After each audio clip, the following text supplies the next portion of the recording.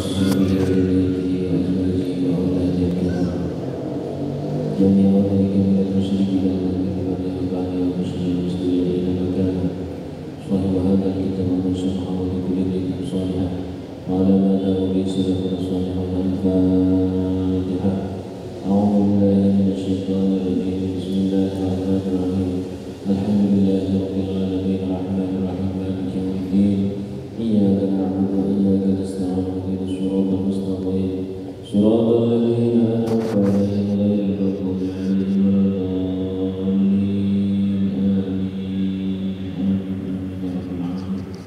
بسم الله الرحمن الرحيم. إذا جاء نصر الله والفتح ورأيت الناس يدخلون في دين الله أفواجا فسبح بحمد ربك واستغفر إنه كان توابا. بسم الله الرحمن الرحيم. ألم نشرح لك صدرك ووضعنا عنك وزرك الذي أنقض ظهرك ورفعنا لك ذكرك فإن مع العسر يسرا إن مع العسر يسرا فإذا فرغت فانصب وإلى ربك فارغب.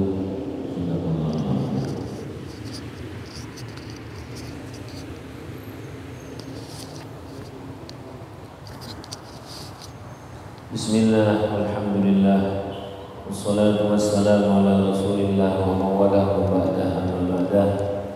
Alhamdulillahi rabbil alamin. Allah subhanahu wa ta'ala masih terus memberikan nikmat kepada kita, nikmat iman, nikmat Islam, nikmat sehat walafiat, nikmat bisa sholat subuh berjamaah, nikmat bisa sholat maghrib berjamaah. Semoga ini menjadi tanda bahwa Allah ridha kepada kita semua, kita diberi istiqomah hingga husnul khatimah. Amin Allahumma amin. Kita akan melanjutkan pembahasan yang telah lalu. Bismillahirrahmanirrahim. Qala al-mu'allif rahimahullah ta'ala wa nafa'ana bihi wa bi'ilmihi wa bi asrarihi fid dharain amin. Liyukhaffif alamal bala, untuk mengurangi sakitnya ujian, untuk mengurangi sakitnya ujian. Alaika, yang terjadi pada dirimu adalah apa? Ilmuka bi annahu subhanahu huwal mubli laka. Kesadaran, keilmuan bahwa yang sejatinya memberi ujian adalah Allah.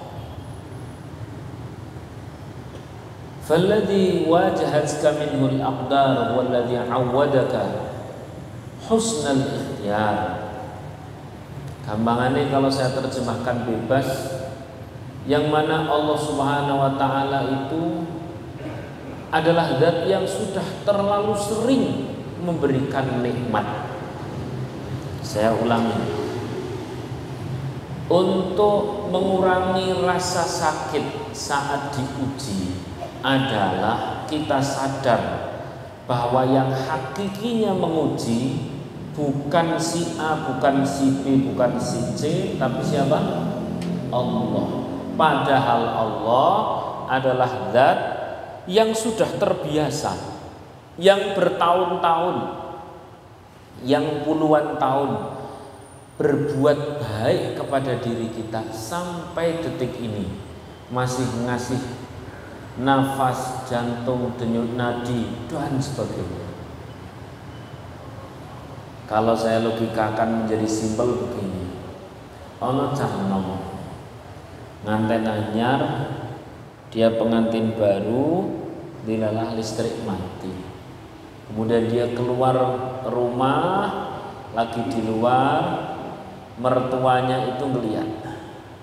Habis itu dari belakang sama mertua itu dijeger. Dijeger itu dia apa ya? Dikageti. Kaget, mantu kaget. Wih, ngomongnya koyo meh nesu. Barang ditengok Setelah ditengok ternyata siapa tadi? Mertua. Jadi marah enggak? Enggak jadi. Jadi nesu enggak? Enggak jadi. Kenapa? Mertua sudah ngasih apa? Anak. Kan paham ya? Kita ini tiba-tiba sakit gigi. Sakit banget. Kalau sakit gigi ini panjenengan terus kaitkan dengan circle antar makhluk, nggak akan ada selesainya. Iki aku loro untu gara-gara ini mampir nanggone Pak Kai. Lah terus ke IS, bar ke IS kon mangan klethuk. Wah iki. Lah sadurunge kuwi sing ngajak kancaku sijine. Lah sadurunge diajak aku ngaji, oh ngene, lara untuku gara-gara ngaji, wis ora nyambung blas.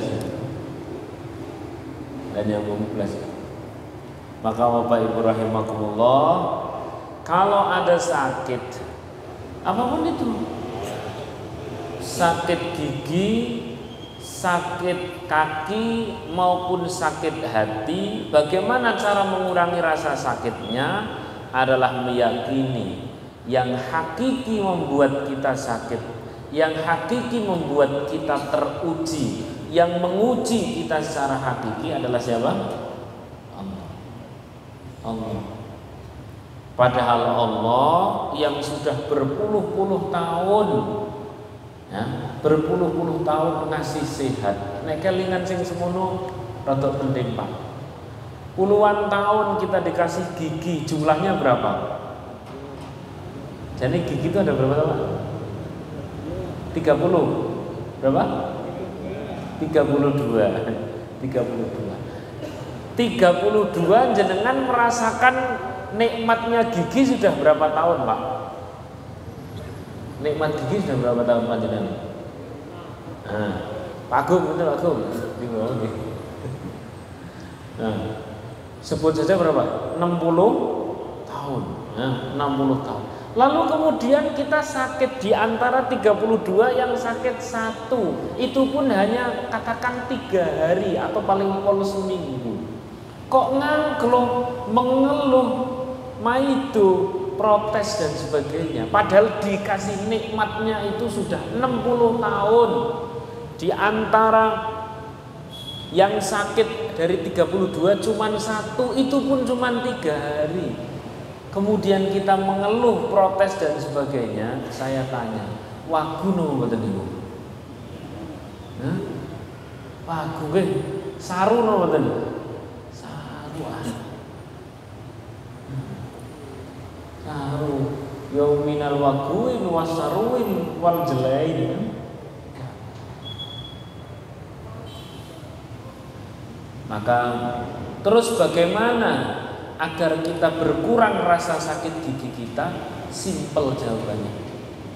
Segera sadar bahwa yang secara hakiki mentakdirkan kita sakit gigi adalah siapa? Allah. Yang mana Allah telah ngasih puluhan tahun, 60 tahun kita giginya sehat. Giginya berjumlah 32. Sakit 1-3 hari kok kemudian mengeluh. Berarti kita termasuk orang yang lalai. Wong sing apik. Ini contoh gigi. Kemudian contoh yang lain lagi. Liyukhaffif alamal bala 'alaika, untuk mengurangi rasa sakit atas datangnya ujian yang terjadi padamu, adalah ilmuka bi annahu subhanahu wa ta'ala wal mublilaka. Kita harus paham, yakin, ngerti sebenar-benarnya ngerti bahwa yang hakiki ngasih ujian itu bukan si A, bukan si B, tapi siapa? Allah.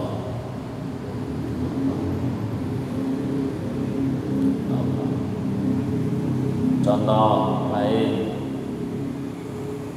duwe tangga nek sing kita ngomong salah, meneng salah, kita datangi salah, ditinggal salah. Wis pokoke dhewe ora ono benere kono tok sing bener. Nek cara bahasa Inggris ya angel sing wong sing tangga sing ngomong the gaplek. The gaplek. Wis pokoke pengen bener dhewe. Nabi rahimahullah. Kemudian satu ketika hati kita menjadi sakit, ya, kita menjadi punya masalah gara-gara orang tersebut. Pak, Bu rahimakumullah, saya tak tanya, enaknya kalau kita lagi sakit hati, lagi menderita, itu ditambahi menderita atau dikurangi menderitanya? Yang enak yang mana? Dikurangi atau ditambahi sekalian kan menderita? Dikurangi lah. Kalau mau cara menambahi derita gampang. Cara menambahi derita. Cara menambah derita adalah terus eling makhluk. Iya. Tonggoku nek ngomong jan pedes. Tak pikir-pikir aku ya wis apik. Salat ya wis salat. Wis tonggoku jan wis asli pedesan. PKI tenan. Kita bisa nguat sampai mana-mana. Terus dilala lagi cerita kok ngono kuwi. Kancane ngomong kuwi. Kowe mending, Pak. Aku ya wis tahu karo cah kuwi to? Iya. Pancen asli wong kok ngono. Lah asli wong ndi to kuwi? Kuwi asli wong Jepara. Pancen wong Jepara wis kok ngono gila malah ngrasani wong sak kota. Ngono. Wong sak kota dirasani. Wala ya terus dadi ya sudah jadi dosa. Kuwi sak bupati-bupati ini kan ya dirasani kabeh. Wong ndi to wong Madura wis mamen ngono kuwi pamane. Alhasil semakin kita berkutat hanya pada makhluk, satu, derita tidak berkurang, yang bertambah adalah derita dan dosa. Wis tidak mengurangi derita, malah nambahin apa? Dosa. Gini apa betul? Nah, terus pripun carane? Ya ini kita ngaji.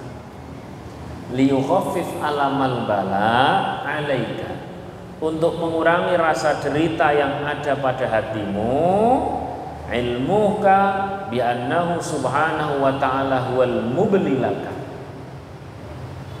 pengetahuanmu, keyakinanmu bahwasanya yang ngasih ujian itu bukan tetangga, bukan siapa-siapa, tapi siapa? Allah. Lah kok orang tersebut yang datang sehingga membuat telinga kita panas, membuat hati kita mendidih? Kalau ingatnya ingat Allah, kita pasti akan berkata, tidak ada segala sesuatu kecuali atas izin Allah. Bahkan jatuhnya daun sekalipun sudah tertulis atas izin Allah.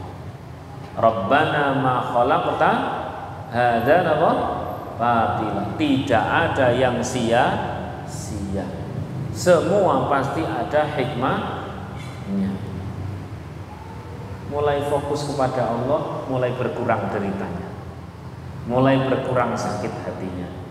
Maka betul kita sering membaca ayat ala bidzikrillahi tatmainnul qulub. Ingatlah, hanya dengan mengingat Allah hati menjadi tenang. Lah, tahu sudah telinga panas, hati mendidih. Kok sing diling-iling sing ngomong tok? Tanggane tok kuwi, atau kakak, atau adik, atau anak, atau suami, atau istri, atau siapapun itu, yang diingat adalah orangnya. Gara-gara ini terus gara-gara ini terus gara-gara ini, berkutat antar silker makhluk, maka sedikit pun derita tidak berkurang, justru akan ada yang bertambah, yakni tambah napa? Dosa. Nah, terus pripun? Itu tadi. Kalau itu tetangga yang bikin seperti itu, ini pasti ada hikmahnya. Tidak mungkin ini tidak dengan izin Allah.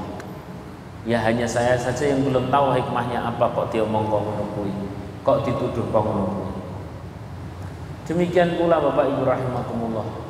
Misal ujian itu bernama kehilangan sesuatu. Kehilangan apa? Sesuatu.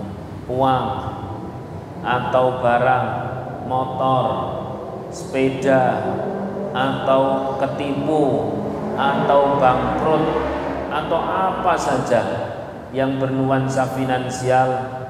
Kok kita ini hanya berkutat antar makhluk? Iki gara-gara kai. Kai biyen sing ngajak kai sing biyen sing ngajak itu gara-gara itu. Awalnya piye to? Awalnya ngene. Satu, derita tidak berkurang, terus kita akan ngejar ke sana kemari, justru nambah dosa. Sallallahu alaihi Muhammad. Jangan-jangan ngaji kita ini berat atau ringan Pak Pak? Ringan atau berat? Ringan. Nek dibahas apa? Ringan. Nek dipraktekke ya semoga ringan. Amin Allahumma. Jangan-jangan malah ringan Pak. Kita ini disuruh simple. Maka ada kaidah usul begini Pak. Kaidah usul ya. Idza tasa'a tayassara. Ketika sesuatu itu sudah dalam puncak kesulitan, wis ora iso ngomong, wis ora iso gerak, wis ora iso piye-piye, sudah dalam puncak kesulitan, tayassara, maka justru menjadi mudah. Bagaimana caranya? Ya sudah. Semua kita milik Allah. Kembali kepada Allah.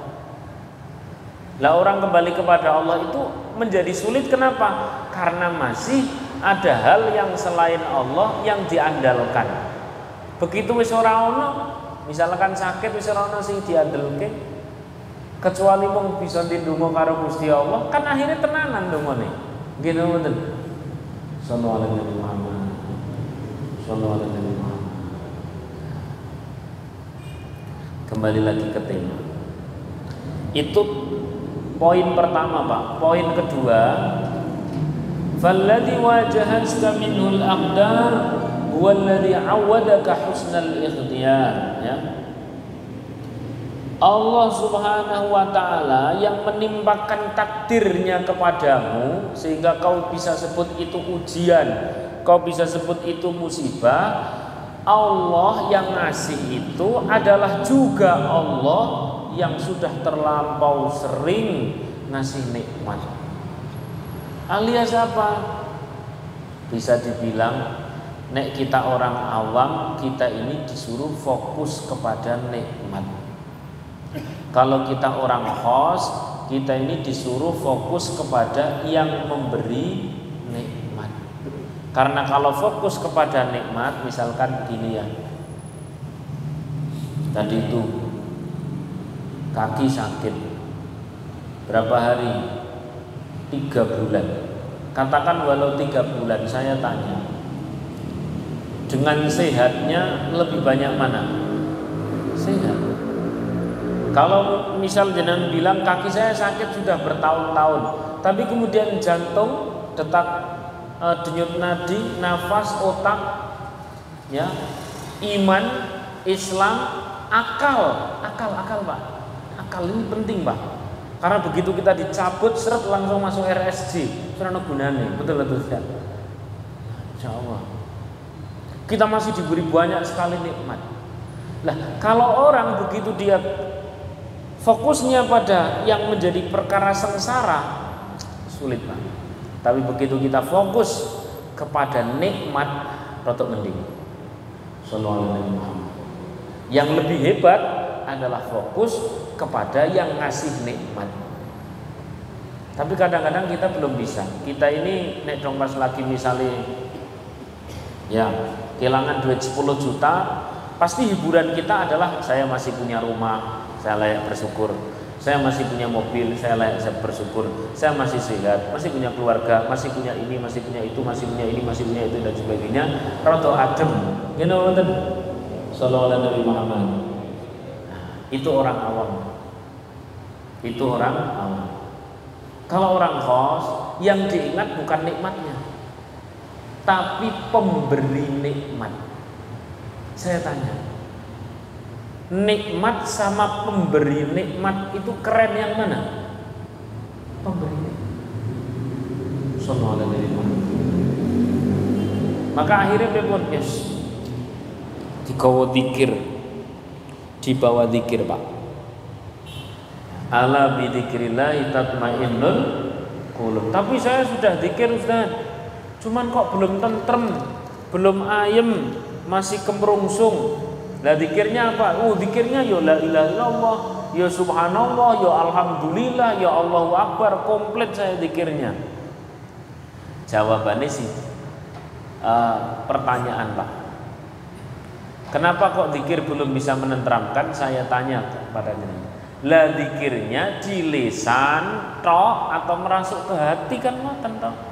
Oh ya tekan hati. Saya tanya lagi, di hati itu yang diingat-ingat masalahnya atau di hati itu yang diingat-ingat adalah Allah kan ngoten tok. Nek dzikir Allah, ya Allah, ya tapi kalau nang hati aku mumet, aku puyeng dan sebagainya, berarti ora eling Gusti Allah tapi eling mumet teh. Wong kon dzikir eling Gusti Allah malah dzikir eling umat yang betul cocok. Sallallahu alaihi wasallam. Ya Allah, ya Allah. Nah itu. Jadi simpelnya adalah ketika kita terkena musibah, bagaimana cara mengurangi rasa sakitnya adalah meyakini yang ngasih musibah adalah siapa tadi? Allah. Yang mana Allah sudah biasa ngasih apa? Nikmat. Kalau ini berhasil, insyaallah berhasil. Sallallahu alaihi Muhammad. Sallallahu alaihi Muhammad. Saya kasih contoh.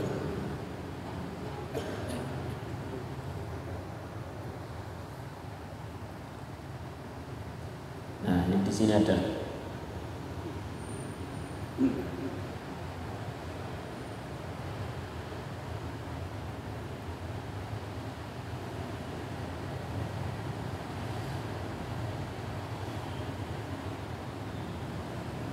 Nah, ini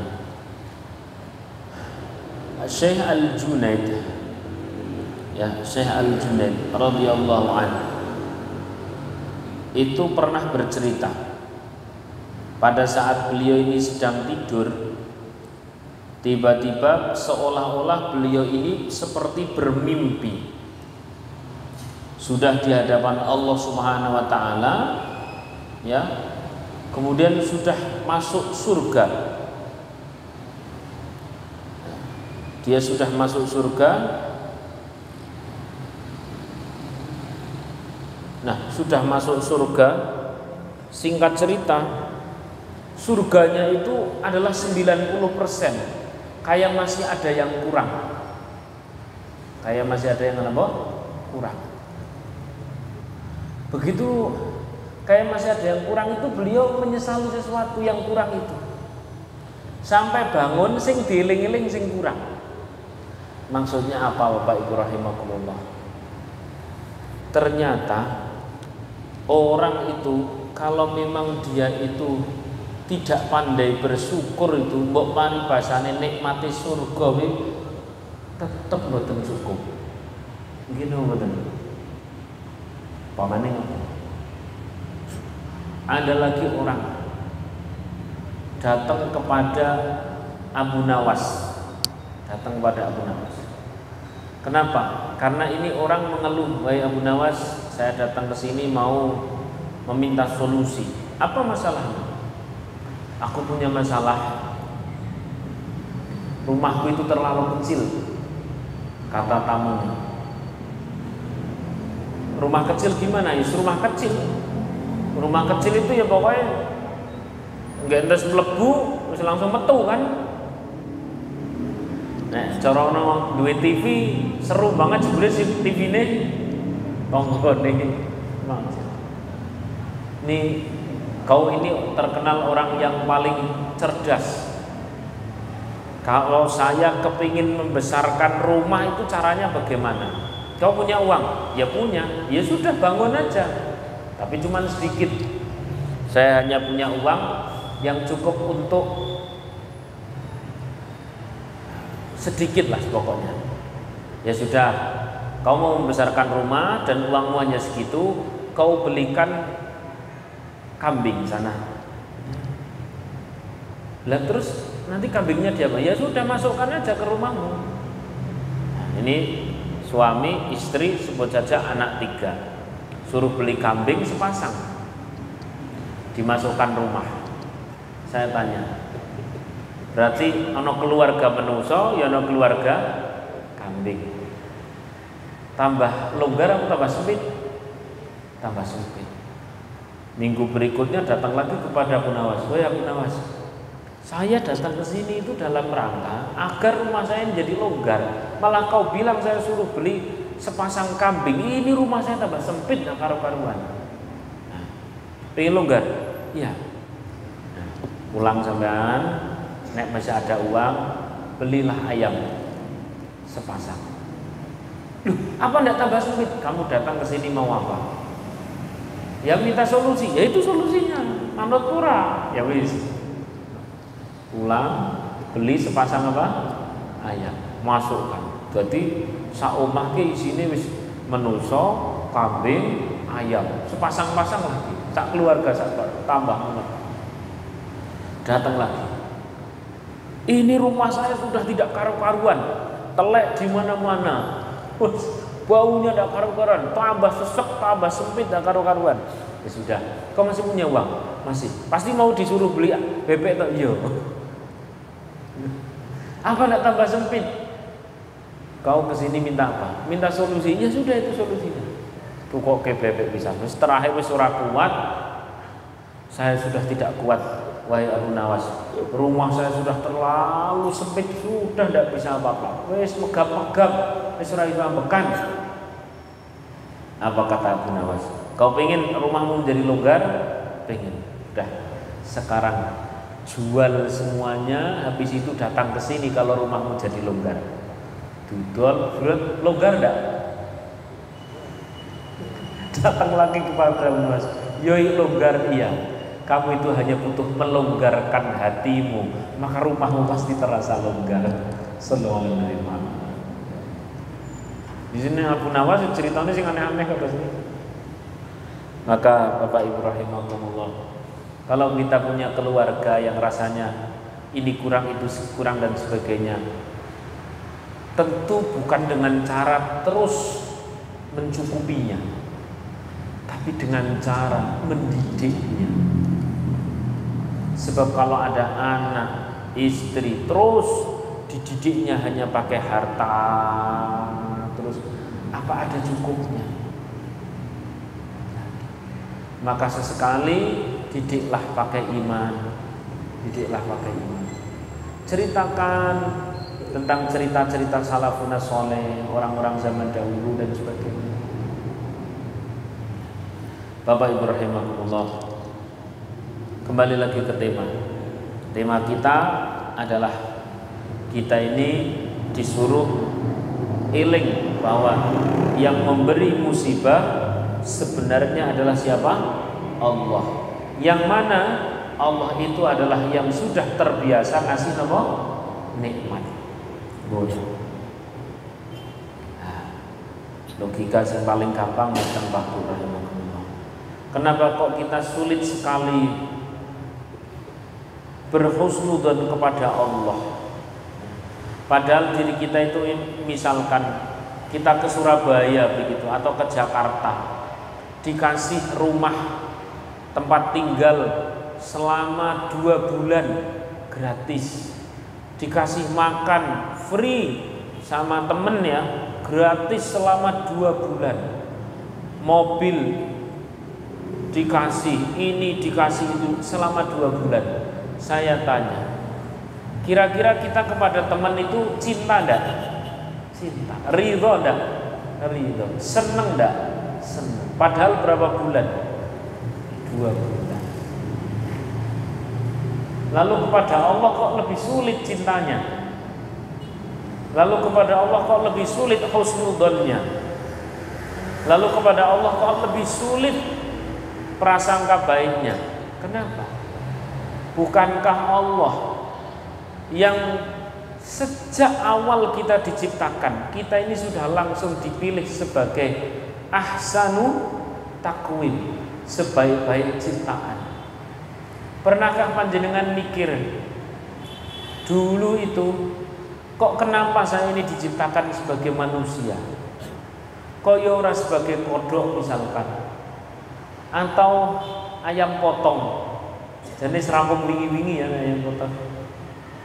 Kok ya sebagai manusia? Lebih-lebih kita diberi anugerah nikmat yang lebih luar biasa. Manusia punya akal, diberi nikmat lagi, punya iman, punya Islam, menjadi umatnya Nabi Muhammad Sallallahu Alaihi Wasallam, yang kalau ada dosa-dosanya kelak akan mendapatkan syafaat dari Rasulullah Sallallahu Alaihi Wasallam. Kurang apa? Allah sedemikian baik. Maka pada saat kita kena musibah, ingatlah bahwa yang ngasih musibah bukan manusia, tapi Allah yang maha baik, yang sudah terlalu sering memberi nikmat. Hari ini kita dikasih sedikit musibah, tidak sia-sia.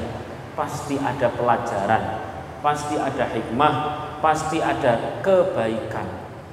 Tapi kok saya lama ya mengambil hikmah? Bahasa Quran, wa may yu'min billah yahdi qalbah.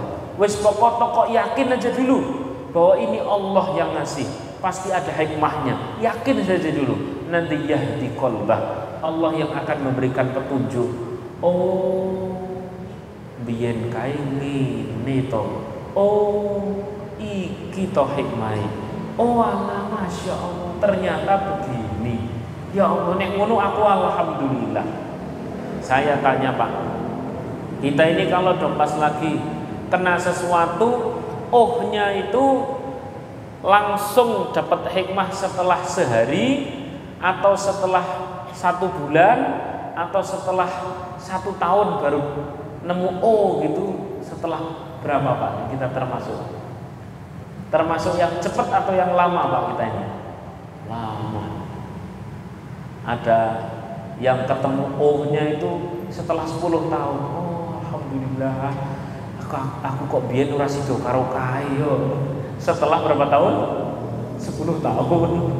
Kesuwen 10 tahun Pak kesuwen. Kenapa ada yang cepat, ada yang lama? Menemukan hikmah di balik kejadian itu bergantung kadar iman. Bergantung apa? Kadar iman. Kalau kadar iman kita ini cepat, wa may yu'min billah yahdi qalbah. Wis pokok-pokok yakin aja dulu. Ini musibah dari Allah. Tapi ini gara-gara kaya sing nipu, gara-gara kaya sing gawe lara dan sebagainya. Itu hanya lantaran kita sama-sama tokoh. Dia yang membuat sakit adalah tokoh dari Allah yang dihadirkan dekat dengan diri kita. Asli ini dia ikon milih dadi komono ya ora mesti gelem. Betul? Gak ada orang itu pun kalau memang jadwalnya tahun ini kita kena musibah, ya kena juga. Tidak harus di Semarang, mau kemanapun kalau memang setiap orang jadwalnya sedang diuji, ya kena juga. Berarti orang tersebut itu hanya salah satu tokoh yang dihadirkan. Kalau orang fokusnya kepada Allah, maka kepada manusia gampang memaafkan. Oh, wong kan yo. Tapi wongnya jengkel ke kok, ya harus ditungati. Maksudnya, sallallahu alaihi wasallam. Oh, tapi wongnya tukang minuman keras, tukang mabuk dan sebagainya. Wes ora mungkin wongnya untuk hidayah, ora mungkin. Ndak mungkin itu orangnya itu menjadi baik. Sedulurku dhewe sih, wah ora mungkin dadi apik. Ora mungkin piye. Jenengan belum tahu dulu ya. Belingnya Sayyidina Umar bin Khattab, belingnya sudah tahu. Itu beling banget. Itu bagi Allah mudah membukakan hatinya sehingga menjadi nama mukmin. Khalid bin Walid, Sayyidina Khalid bin Walid sebelum masuk Islam itu berapa orang Muslim yang dibunuh oleh beliau? Karena Allah Maha Kuasa berkehendak Muslim langsung menjadi orang yang super baik. Lah, kepada Khalid bin Walid, kepada Umar bin Khattab yang dulunya nakal dan sebagainya kemudian menjadi baik saja kita mampu menerima. Kenapa kepada tetangga yang paling minum minuman keras wis ora gelem ndongake api? Sudah langsung menjustifikasi, sudah langsung ngetok palu. Wah, ini kok rasanya kok jadi minal ndoplongin ya. Sallallahu alaihi Nabi Muhammad. Kembali lagi ke tema. Liyukhaffif alamal bala alaika, untuk mengurangi derita pikiran, derita hati, derita finansial, derita keluarga, pokoknya setiap bentuk bala, setiap bentuk ujian yang terjadi pada diri kita, bagaimana cara menguranginya? Nek hilang Pak, angel, wong ya dhewe wong awam ya. Tapi mengurangi bisa. Bagaimana cara mengurangi derita, mengurangi rasa sakit? Adalah ilmu bi annahu subhanahu wal mublilaka. Meyakini bahwa yang hakikinya memberi kejadian musibah, ujian adalah Allah, yang padahal Allah telah terlalu biasa, telah berpuluh-puluh tahun, telah berjuta-juta Allah ngasih nikmat. Kenapa kita diuji hanya yang sedikit seperti itu? Kok jadi suudzon? Kok jadi mengeluh? Setelah wela-wela, berarti kenapa kita mengeluh sebutnya? Kenapa? Karena kejauhan dari Gusti Allah. Kakean mikir makhluk. Jenengan nek dong pas mendengarkan seperti ini, pas ngelihat saya ki ojo koyo mantep ngoten lah. Saya ki yo padha karo jenengan. Sajak-sajake koyo ustate wis iso. Dereng Pak kula nggih mumet sami jenengan. Yo kadung nek dong lali yo lali. Apalagi saya masih muda, Pak. Jenengan pun sepuh jauh ke istiqomah nggih. Wis ora butuh duit, ora butuh dipuji gitu. Wajah-wajah sujud sedanten iki. Alhamdulillah. Sallallahu alaihi Muhammad. Semakin kita sering ingat Allah bahwa Allah Maha Baik, maka semakin berkurang rasa hati kita. Lausan setelah berhasil hati ini jadi tidak sakit, terus memang ngapain? Kan ya tetap segala sesuatunya harus beres. Bapak Ibu rahimakumullah. Terus nek wis ora lara, apa segala sesuatunya itu biarkan seperti itu. Kita tidak ikhtiar, kita tidak bergerak. Cara sakit ya berarti tidak berobat. Kalau anak rewel apa tidak kita mendidiknya, kita tidak melakukan apa-apa. Bapak Ibu rahimakumullah, sekali lagi saya tegaskan, lakukan semuanya sesuai ilmu dohir.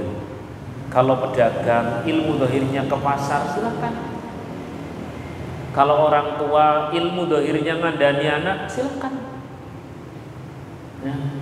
Kalau sedang terkena hukum kemudian kita berikhtiar ini itu dan sebagainya, silakan. Tapi bedanya kita berikhtiar dalam kondisi hati yang sudah tertata. Menghadapi perkara dengan hati tertata dibandingkan menghadapi perkara dengan hati yang masih kemerungsung, sama atau beda? Sama atau beda? Beda jauh. Beda jauh. Maka ada beberapa ulama yang mengatakan kalau musibah itu biarkan hanya menjadi musibah zahir. Kalau hati jangan ikut-ikutan. Misalnya orang duit nggih pun mboten gadah arta. Sing penting ati aja melu-melu rumangsa ora duwe duit mboten mau. sedih ya monggo silakan, tapi ati aja melu-melu. Ati lebih baik muga ngeling-eling ya Allah ya Allah ya Allah ya Allah ya Allah ngoten mawon. Tapi kok masih sakit? Tadi sudah saya jawab.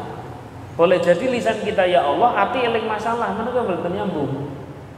Sallallahu alaihi wasallam. Yo angel berarti lah, itulah butuh banyak. Makanya orang zikir itu butuh banyak. Kenapa? Biar tersingkirkan sesuatu itu karena saking banyaknya zikir. Sallallahu alaihi wasallam. Ada Nabi Musa alaihissalam punya teman. Temannya Nabi Musa alaihissalam itu beliau munajat, berdoa, merintih, berzikir kepada Allah. Tapi oleh Allah Subhanahu wa taala tidak segera dikabulkan. Sampai Nabi Musa itu bilang begini, "Ya Allah, andaikan saya yang sebagai Tuhannya ya Allah sudah tak kabulkan ini.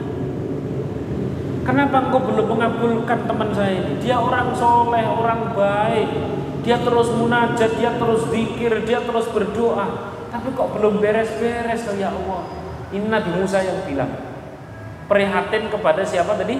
Temannya yang ahli munajat.